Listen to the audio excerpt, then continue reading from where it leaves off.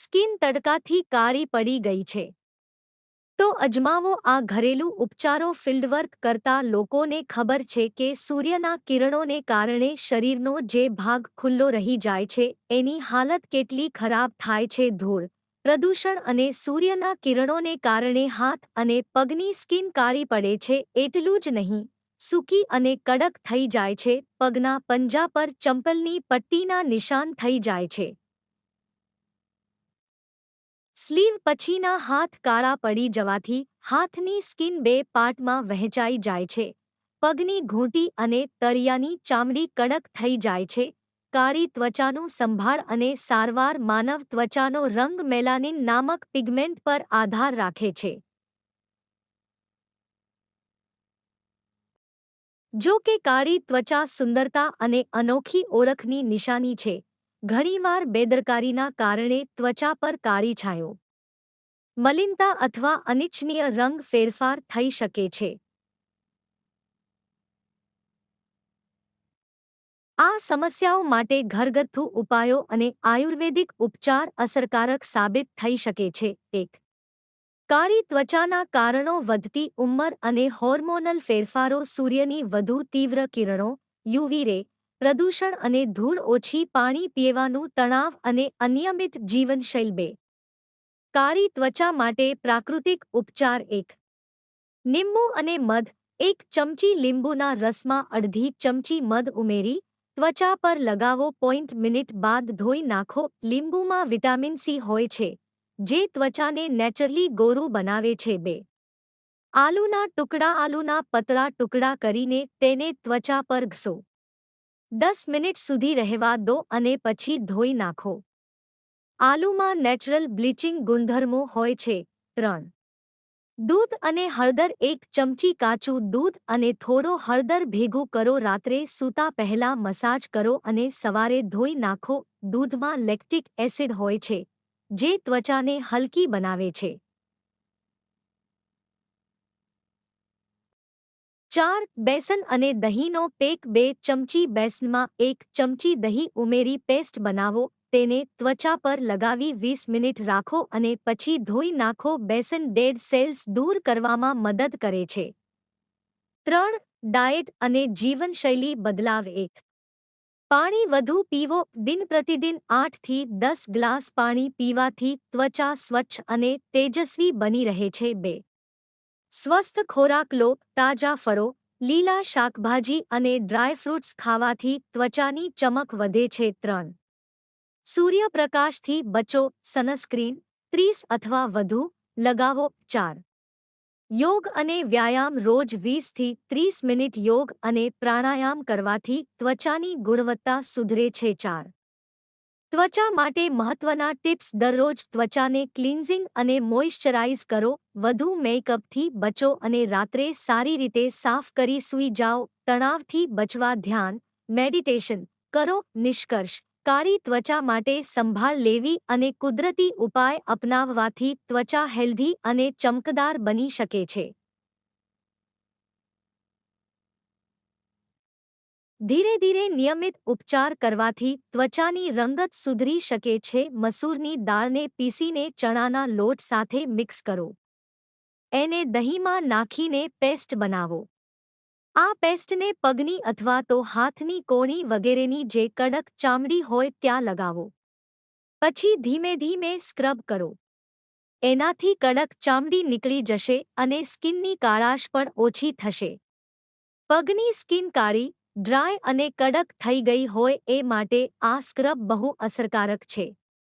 વીકમાં 2 થી 3 વાર એ અપ્લાય કરવાથી ફાયદો થઈ શકે છે. કાચા બટાટાને છીણીને અથવા તો મિક્સચરમાં પીસીને એનો રસ કાઢો. આ રસને હાથ, પગ અને ચહેરાની સ્કિન કાળી પડી હોય ત્યાં લગાવો. 20 મિનિટ સુધી રાખીને એને પાણીથી ધોઈ લો. વીકમાં 2 વાર આ રસ લગાડવાથી ચામડીની કાળાશ ઓછી થઈ શકે છે. ઓલિવ ઓઇલ અને બદામના તેલને સરખા ભાગે ભેગું કરીને આ તેલથી રાત્રે પગને મસાજ કરો. પગમાં મોજા પહેરી આખી રાત એને રાખો. નહાતી વખતે હૂંફાળા પાણીથી એને ધોઈ લો. પગની ચામડી સૂકી થઈ ગઈ હોય તો આ મસાજ બહુ સારા મોઇશ્ચરાઇઝરનું કામ કરશે. નારિયેળના તેલમાં ઘણી ઔષધીય ગુણ હોય છે જે ત્વચાને હેલ્ધી બનાવે છે. આ તેલમાં anti inflammatory, antioxidant, fatty acid, antimicrobial, vitamin E, vitamin K સહિત ઘણા ગુણ અને પોષક તત્વો રહેલા છે.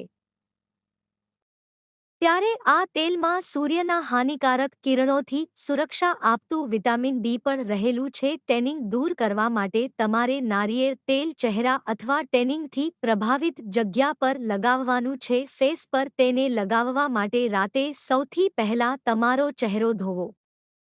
ત્યારબાદ ટુવાલની મદદથી ચહેરાને હળવા હાથથી સાફ કરો.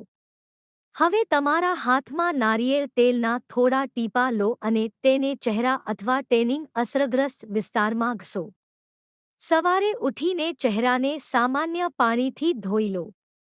જો તમે નિયમિતપણે આ ઉપાય અપનાવશો તો ટેનિંગ દૂર થઈ જશે. તડકાના કારણે સ્કિન કાળી થઈ ગઈ હોય તો બટેટાનો ઉપયોગ કરવાથી લાભ થાય છે.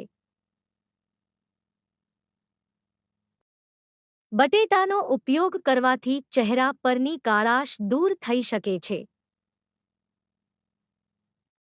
બટેટાનો રસ સ્કિન માટે ખૂબ જ ફાયદાકારક છે કારણ કે તેમાં બ્લીચિંગ ગુણ હોય છે.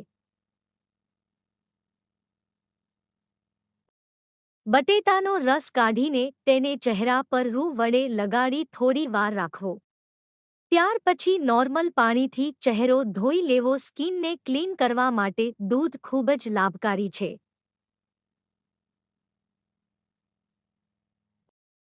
તેની સાથે ચોખાના લોટનો ઉપયોગ કરવાથી ફાયદો બમણો થઈ જાય છે. સ્કિન ટેનિંગ દૂર કરવા માટે ચોખાના લોટમાં દૂધ ઉમેરી થોડીવાર પલાળી રાખો. ત્યાર પછી આ પેસ્ટને ચહેરા અને ગરદન પર સારી રીતે અપ્લાય કરો. તે સુકાઈ જાય પછી ફેસવોશ કરી લો. સ્કિન માટે હળદર અને ચણાનો લોટ ખૂબ જ ફાયદાકારક છે.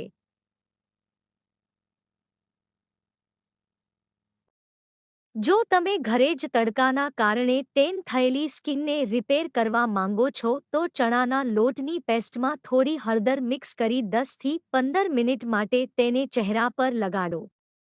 ત્યાર પછી ચહેરાને પાણીથી સાફ કરી લો. પપૈયામાં રહેલા એન્ઝાઇમ્સ ચહેરાની કાળાશ દૂર કરે છે. મધ ત્વચાને ભેજ પ્રદાન કરે છે અને ત્વચાને કોમળ બનાવે છે. અડધો કપ પાકેલા પપૈયાને મેશ કરી તેમાં 1 ચમચી મધ ઉમેરીને ચહેરા પર લગાવો. 10 મિનિટ પછી ચહેરાને ઠંડા પાણીથી ધોઈ લો. નારિયેળ પાણીમાં ચંદન પાવડર મિક્સ કરીને પેસ્ટ બનાવો. તેમાં બદામના તેલના થોડા ટીપા ઉમેરો અને ચહેરા પર લગાવો.